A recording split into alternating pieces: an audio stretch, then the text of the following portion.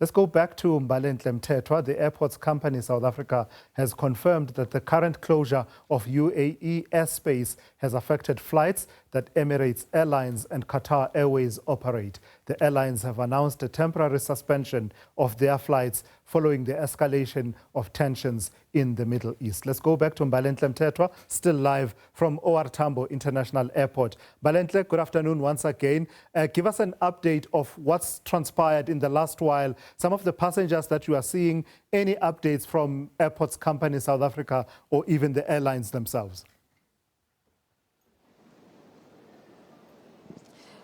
Well, the airlines themselves are the ones that are supposed to be trying to find alternative means and modes of transport for the passengers who have purchased travel tickets and unfortunately are unable to make their way to those destinations. And more people have been left stranded, as you can see behind me. I'm going to step out of the shot.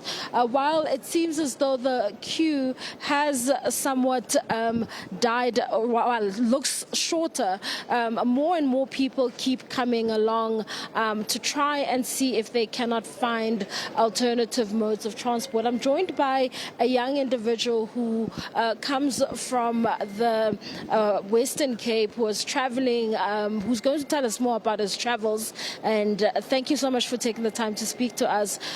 Talk to us. Where were you from and where are you traveling to, and what happened when you arrived here at the airport? Okay, so I'm traveling from Cape Town. I study in Stellenbosch, and I'm supposed to be going on exchange. So we're supposed to be flying out to Switzerland today through Dubai, and it's myself and another friend as well. And we get to the airport and we find out all Emirates flights are cancelled. We were checking on that. It's cancelled. They were able, but unfortunately, my booking is only for the 5th. So I have to make a plan for the next couple of days and sort that out. But yeah, that's what's going on. And what in the promise to at least pay for your stay here? No, we did ask. They won't be paying for the stay. So we checked with the traveling, checked with Emirates, but that's we're going to have to kind of sort out something for us a few days. So I don't know, the few friends. Thank you for the time to speak. It's unfortunate what has happened here at the airport, where people have been left stranded. The young man saying that he will have to stay here for another 5 days before he's able to move to where he needs to be. I understand that the image or the picture is breaking, and we have to hand back to you in studio, Tula Sizwe.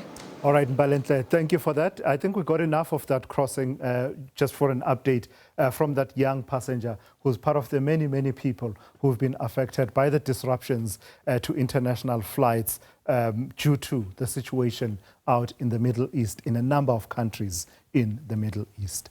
Let's get our international news desk to also now open their diary. Once again, dominating the media coverage, international news and international analysis.